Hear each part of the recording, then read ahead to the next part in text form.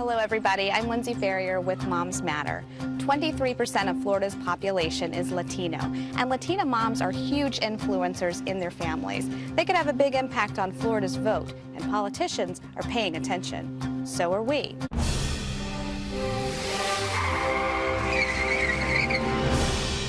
Life hasn't been easy for 18-year-old Amy Acosta.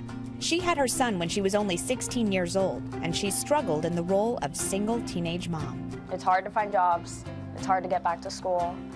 It's hard to, be a single mom in general, and it just keeps getting harder and harder and harder. And they're not really doing anything about it, I feel.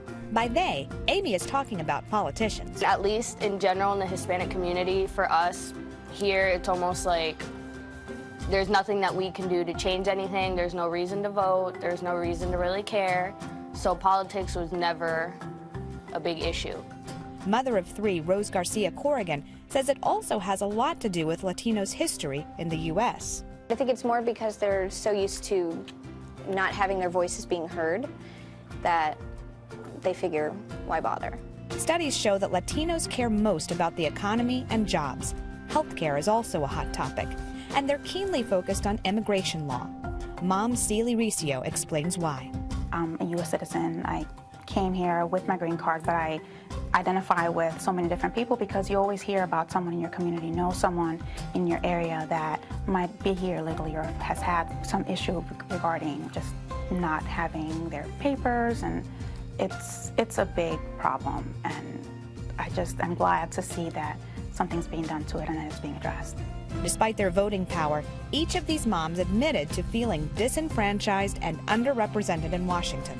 I just feel like the only person they're looking out for is like the very traditional mom and dad family with the 2.5 kids and the white picket fence, and everyone else just kind of has to find their own way and figure their own thing out.